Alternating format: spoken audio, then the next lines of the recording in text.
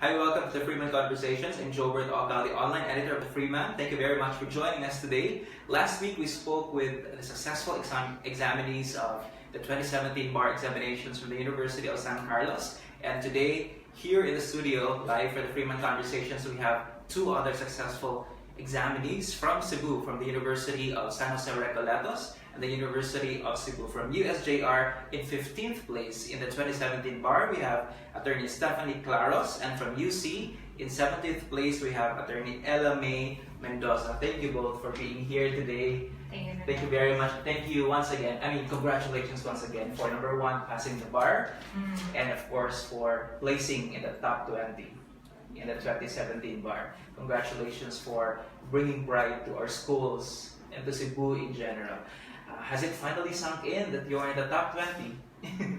It is slowly sinking in because the greetings from distant relatives are pouring in. I'm sure, since the results came in last Thursday, non-stop, I'm sure. Yeah, 30. It was just a fleeting feeling for me. I guess I realized it for just a bit, and for just a moment, and then afterwards it just, okay, wala na. Were you surprised that you made it to the top 20? Or did you even expect, even a little bit, that you will? I'm sure you were the best of your school. Well, I was aiming to at least place in the top 10, but I didn't make it that far up. But the declaration of the top 20 highest ratings, it's surprising, totally surprising, but welcome change. And, of course, yeah. I'm happy that the hard work paid off. There's a spot for me in the ratings. Yeah, we were all surprised also, in a good way, that the Supreme Court released the top 20 names in the examinees. What about the attorney? I was also kind of aiming for a place in the top 10 because the school was really betting on that. Right. And so because it's really something of a big deal in the law school field. So, but yeah, unfortunately we didn't make it in the top 10. But the spot in the top 20 was really a big feat already as well. Right. I don't think the word unfortunately should be there at all. It's not easy. I've heard so many times it's not easy to take and pass the bar examination. Much more land in the top 20. That's right. And for you, for one, you were the class valedictorian. Yes. So much was expected of you. We were talking earlier off camera, and she was telling me her friends, classmates, and the school in general were not very soft about the kind of pressure they were giving. What about you? I can just imagine. On the part of USJR, what kind of pressure did they give you? Well, I must say it was very subtle, but nonetheless it was present. It was omnipresent all throughout the review because our faculty members were assigned students to mentor during the review, and they made us prepare a study schedule to keep track of the books that we're reading. So just posting that schedule over your study table and watching it, you can already feel that the school is keeping its eyes on you. Yes. How long did you review for the bar? Yes, 7 to 6 months, I guess, immediately after graduation. But unlike the others, both of you chose to stay here in Cebu to review here. You reviewed in USJR in your own review program, and attorney, you went to the University of the Philippines in Cebu. Why did you choose to stay here? Because many graduates also went to Manila to review. I don't like the distance first and foremost. I'm kind of clingy with my family. So yeah, it's good to just be at home. Yeah. All my support system are here, and I wanted to delay as much as possible leaving Cebu because this is my home and my dogs are all here. I need them. How many do you have? 5. Oh, okay. Yeah. So, yep. Siguro, studying here, staying here, I guess, help in concentrating in the studies, right? The psychological aspect, Yes, the emotional yeah. aspect of it. Yes. Yeah, one of the top-notchers from University of San Carlos also mentioned that it's really hard to be reviewing in Manila because Yes. you don't know anyone. When you go out of the review center, it's all you. The environment is different. You have to adjust to the environment. The traffic. And not to mention the heavy traffic in Manila. So it, to both of you, it worked their advantage. Yes, it is. Having your support system Yes. all throughout. So you, at which point in the next 6 months after graduation, did you go to Manila to take the bar? I left 2 weeks before November, so third week of October. I think I went the last week of October. Wow. Week before. Just a week before the bar exams. Okay. Your favorite subjects during the exam? My favorite subject ever since first year of law school is political law, but surprisingly, based on my own assessment, I think that's the subject that I got the least score. Oh, really? The first subject and my favorite subject. So I'm waiting for the results when it gets released. So. What about you? My favorite subject in law school was civil law, but during the exam, I think the easiest one for me was remedial law. Surprisingly, Not legal I found legal ethics quite difficult. I'm not sure because of the legal forms. Forms, alright. I see. How long is the exam? Every Sunday? This every Sunday, right? 4 Sundays. How long did it take you to finish? I think I used up all the time. Yes, me too.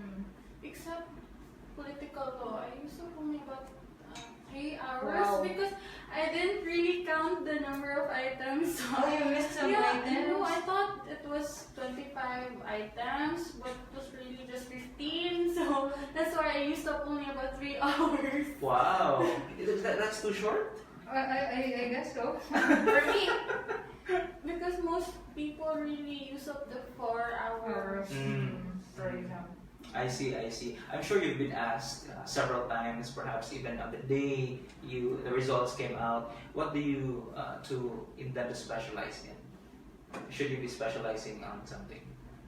I haven't really decided yet because I'm in the stage where I'd like to try a little bit of everything. And still thinking. As for me, I'm gonna specialize in labor law and human rights law because I have advocacies in those areas of law. So I like to use what I learned to help out. Litigation. And that's part of it, I guess. I heard that when you were preparing for the bar, you actually opened and maintained a law blog. I started that after I took the bar. Oh, after you took Yeah, it. to So help waiting me- for the results. Waiting for Okay. results, to help me channel my excess energy for something productive.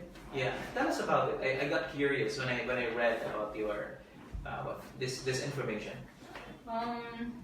Because I was a writer in my college days and high school days, and writing is one of the ways for me to relax my mind, to focus on topics other than law. So I thought of going back to writing because it totally disappeared, that hobby of mine, when I started law school. So I write about, I guess, still law subjects like amendments in our law. So I compare what. But these are your personal thoughts. Yes. What about you, Daniela? I didn't really get into blogging. Yeah. But How did you wait for the results? I was interning at the law office. That kept me busy during the whole waiting period. To those who might not have caught our interviews with you earlier, where were you guys? What were you doing when you learned of the results? I was locked up in my room. Intentionally? Yeah. And I kept the notifications for our Facebook group silent, so I wouldn't know, because you know exactly what time the results would come Yeah. on 1:15. Yeah. And if I wanted to be to have someone call me. So when my phone started vibrating nonstop, I decided to just brave it and check. That must have been a good sign because I don't think people would be calling Yeah, you. yeah. Right. What about the other? I was in a monastery in Topnotchers because I was praying because I was so anxious the whole time. So I can't sleep the night before. So I prayed a lot that time. Of course, both of you, I just learned recently, are actually registered nurses. So is one of the top-notchers from San Carlos. Tell us about the shift into law. What attracted you to the law in the first place? Attorney Ella practiced nursing for just a month. For just a month. What about the attorney? I think just 2 months or 3 months I volunteered in a hospital here. Okay, before we go into law school, what made you take up nursing in the first place? What made you decide to leave nursing? My mother was a nurse, so she kind of forced me to take up nursing. Mine as well, my mom's a nurse. I see. Family pressure. Yeah. Bandwagon effect. Bandwagon effect, Because yeah. it was really the popular choice back then. Right. And you didn't like it when you were practicing already? No, I really hated it. By the time I graduated and started looking for nursing jobs, the opportunities were really very few, rare. It was so difficult to get a job here, so I decided to pursue another career. So law.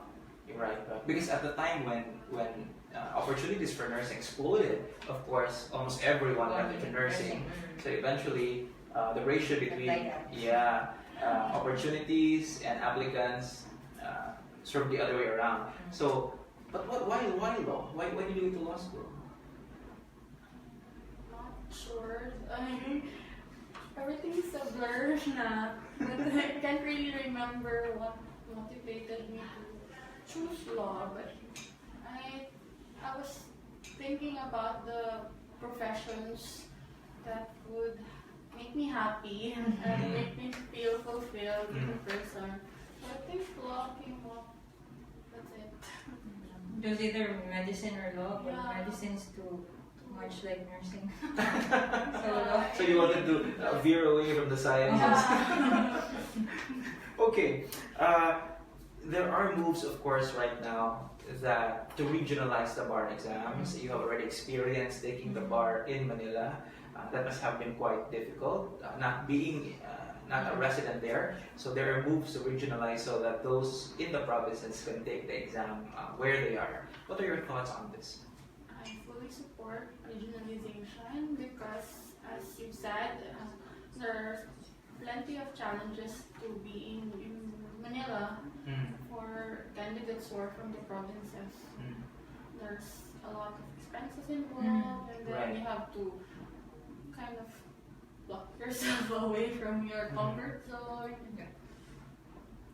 It's not fair for barristers from the provinces to have to fly out, leave their families, leave their homes, their friends, and have to fend for themselves. Well, in Manila, you have to cook for yourself, wash your own clothes, buy food for yourself. So that takes up the time that you could have used to study. So please regionalize the bar exams.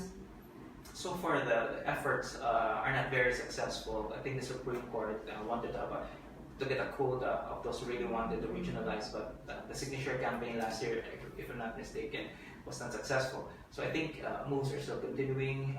What do you guys think? How do you encourage our law schools to support the campaign now that you have experienced it? I think the campaign last year was not a success because they gave us too little time for the corners, yeah.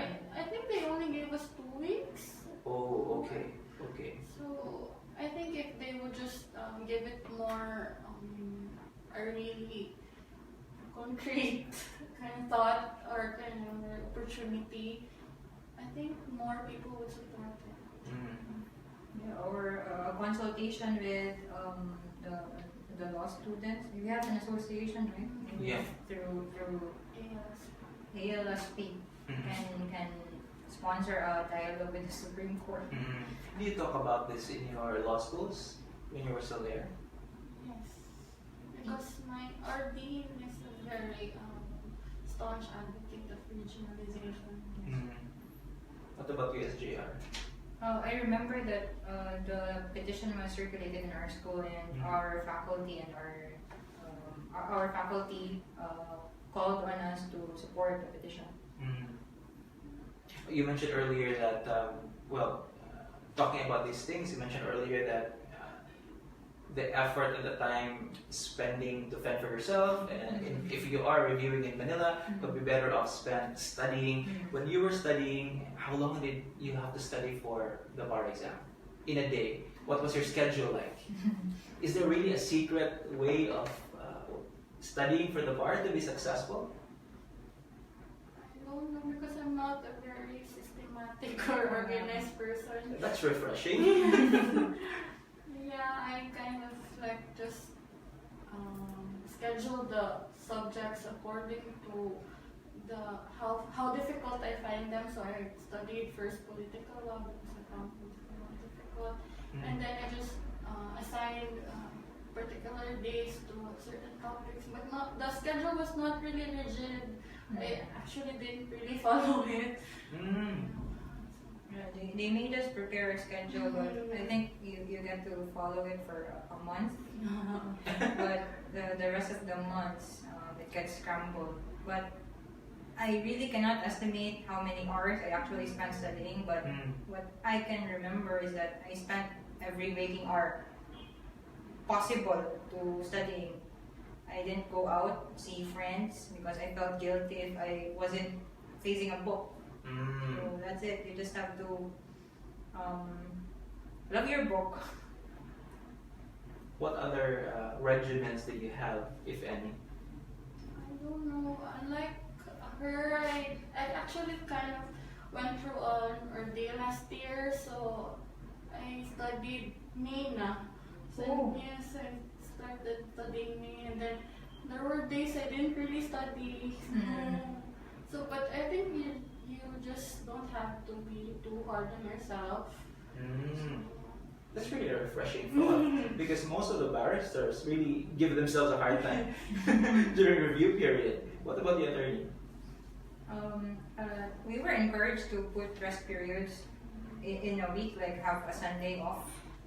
So, what I do is I'm surrounded by my dogs all the time. So every 30 minutes or so, a dog would play with me, and that's my relaxation for me already. So Because you're free to unwind. yeah, It's there. sometimes I went out to watch the movies or have dinner, but that's it. Social media. Several of my friends who took the bar before, deactivated their social media accounts. What about you guys? Yes. Since I'm sure we have future bar takers watching us. Deactivate. I think you should really deactivate, because I didn't deactivate until it was a month before the bar, and I was really into Instagram and Facebook. So, yeah, it takes your time. Yeah, it distracts you. Okay, now that you have passed the bar, you'll be taking your oath in June.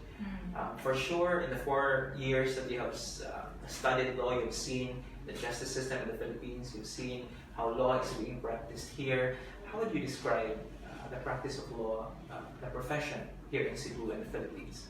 And if there are changes that need to be put in place, what are these for you guys?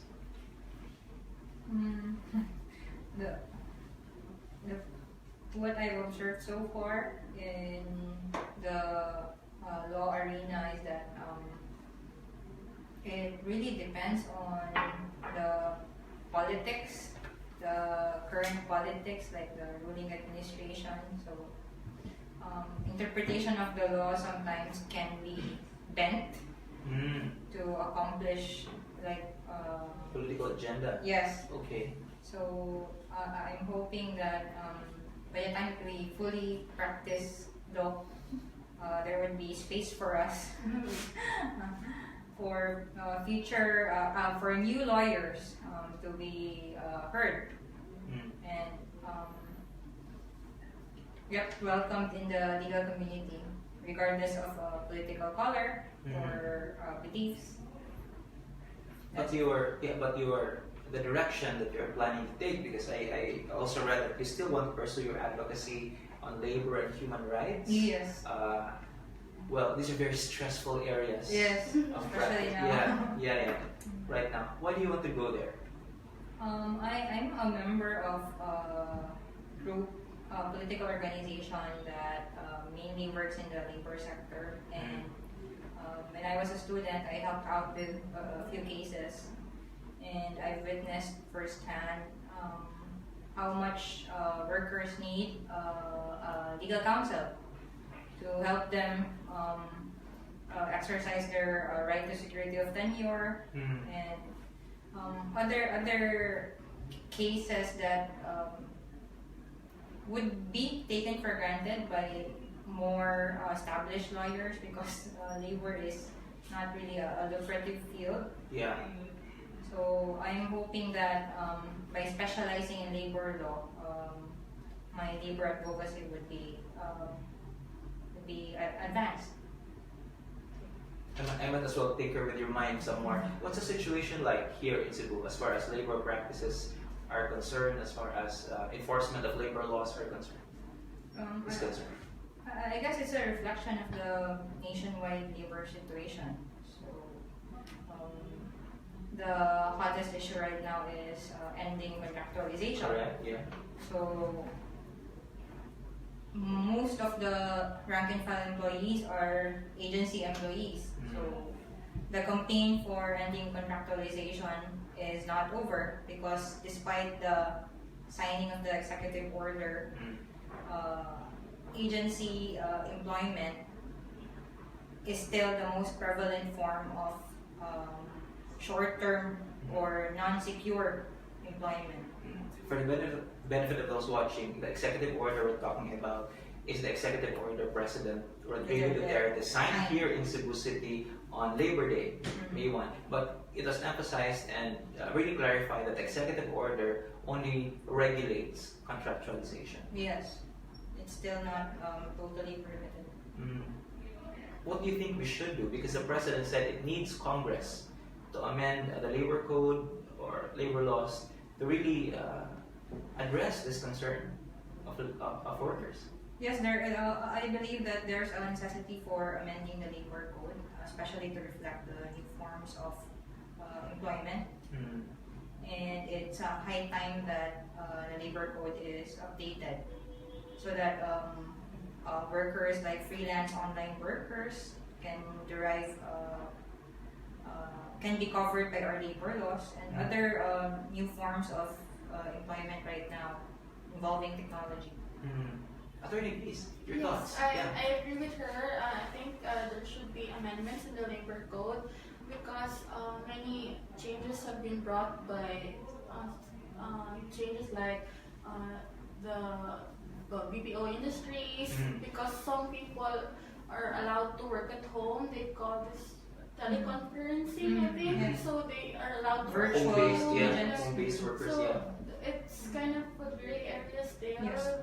in the labor and And the law needs to be specific yeah. Yes, on this. so that at least they have some protection, because most of their clients are we don't have a hold on them or boss.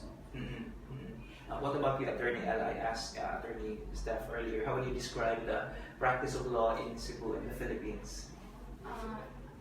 The practice of law is kind of very diverse, because you would have plenty of fields to practice in, because the legal profession itself is a highly versatile professions. You can go into teaching, you can go into advocacies. But in a general view, I think the legal profession is really flourishing. And then I'm happy to say that although political agenda can influence the the judiciary and the legislative branches, there's still a lot of lawyers who stand up for the rule of law. And they still fight for their respective advocacy. So I'm happy to see those people. Yeah, it's very nice. These days, it's very refreshing to see people fight for what is ideal. Correct. Do you plan to teach in law school? Given the opportunity. Try it I'm not out. sure because I'm not really fond of speaking with an audience. You don't have a Yeah. choice. You'll be invited. Right, when you appear in court, you have to. With the audience, there's more Fewer. limited. Okay. Who do you look up to in the legal profession? Your inspirations. The law practitioners I look up to that I personally know. Yeah, sure. Or may not be. May not. Okay. But I can't think up of a lawyer or a judge who I don't know, just some authors. But personally, I look up to one of my mentors in school. Can I mention his name? Sure, of course. Yes. Judge De Balucos. Mhm. Anagano De Balucos. He's an RTC judge. Mm. He was my professor in remedial law and criminal law. And what I learned from him is to how to really address the problem head on and to dedicate yourself to your goal. Mm. Really discipline us in a way, not discipline like the harsh type, but discipline our minds, our concentration, our perseverance towards passing the bar. So Judge De Balucos. I see. Attorney. I also look up to my law professors as good role models in the legal profession because they're strong advocates of what they like to stand up for. So in UC, most of our teachers are strong environmental law advocates. So, Ramos. yeah, I see. they're very passionate about what they would like to fight for. So I really to emulate that.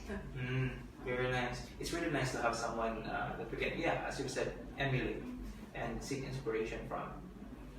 How do you guys unwind? Do you like watching legal drama, TV series? Because I've known of several lawyers who were inspired to go into law school because of these movies or TV series. I don't follow legal dramas, but I've heard of them and like Suits. I think I caught a couple of shows, but I didn't get hooked. So mostly I watch Netflix shows. Yeah. Black What are Mirror. your favorites? Yeah. Black Mirror. Okay. Black Mirror, the Marvel shows. Oh, Jessica yes. Jones, Luke Cage. Yes. So mostly Netflix shows. Daredevil, have you watched it? Yes, but I didn't catch up to the current season. What season are we in? I forgot. Up to season 2 only. Yeah, I think there are 2 seasons yet. Oh, Season 3 is still coming up, if I'm not mistaken. Okay. Yeah. So I'm caught.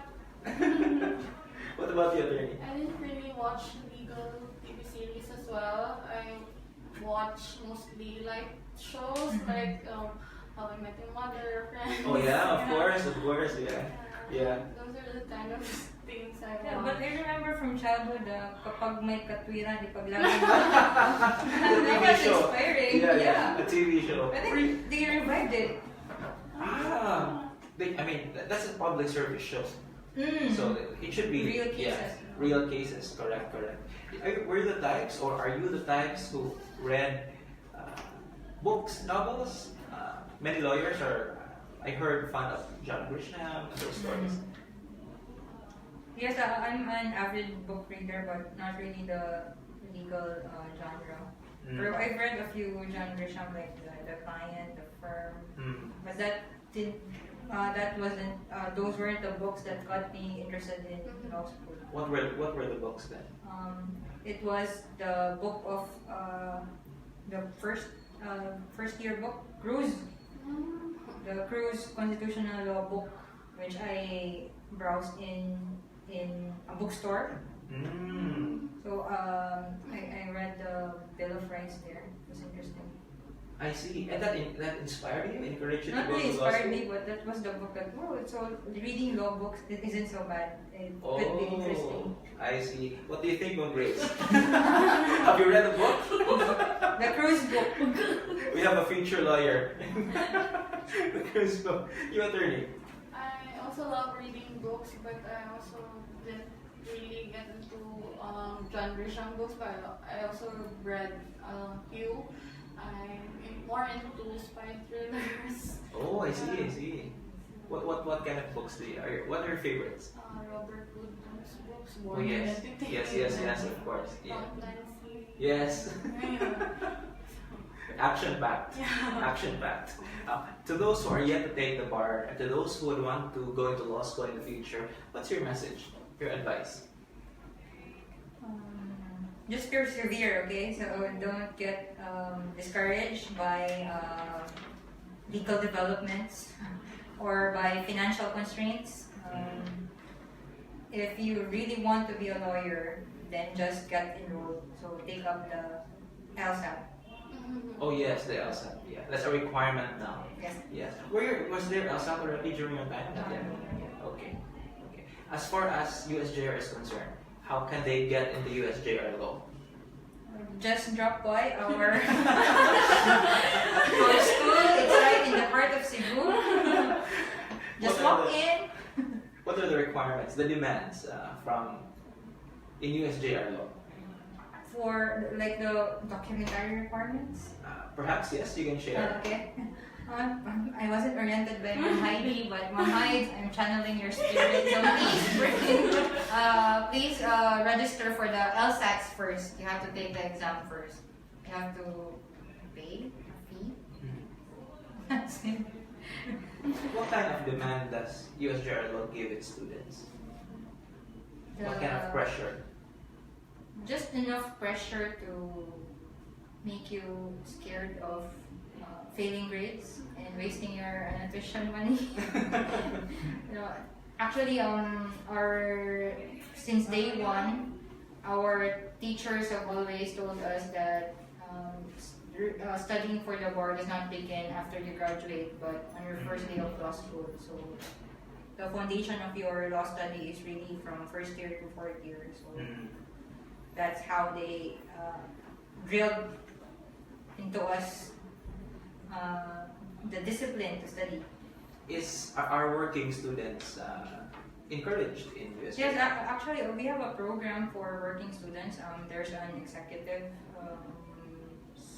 class or schedule for them. Like they can take up subjects over the weekend, Saturday and Sunday classes. It's devoted to working students. I see, but that's their show, right? Yes, that's the whole whole day. day. Oh my. Okay. What about you, Attorney Nana? What's your message to future lawyers, and how can they get into UC law? What are the qualifications, if any?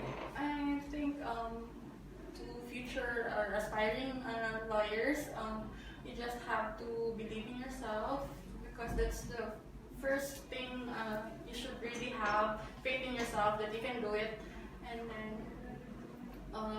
I hope that the fact that several schools from the outside Manila performed really well in the recent bar exams should be serve as an inspiration for them, so that they can also think that they can do it, that they would have faith in themselves. So as to how you can get into UC, I'm not sure also, because there's LSAT already. Before there's an entrance exam, I think. So I'm not sure now. IQ exam. Yeah. And in UC, I think I'm not. The program there is really JD. There's no more LLB there. So What's the difference for the benefit of those watching? in the JD program, the Juris Doctor, there's thesis involved, so you have to submit the thesis and defend it. And then there's also internship in the curriculum, unlike in the LLB course. What's the difference when you graduate? It's the same. There's not much of a difference, I think, when you graduate. But it's more research based, so I think it's more appropriate for those who would want to pursue masters in abroad. I see. So you will be equipped with the skills needed if should you decide. Okay. We'll give you this opportunity to thank the people, your support system. So thank you to my family, my mom, my dad, and my special someone. Oh, okay. But before you continue, did you have special someones when you were in law school? And would you encourage? Because they say when you want to focus, when you want to be a lawyer, you have to focus. No love life, no whatsoever. Just focus on graduating. What about you guys? It depends on the other person. But I am with my boyfriend even before I attended law school, so I guess that worked in my favor. I didn't enter into a new relationship while studying law school, which I imagine would be more difficult. I see. Yeah, please go on. Your thank you message. To my friends in law school, they made studying so much more bearable. My batchmates, my teachers, of course, our dean, our assistant dean, the Reeds scholar who manned our library, the law office, like everyone involved in making my day-to-day studies simpler.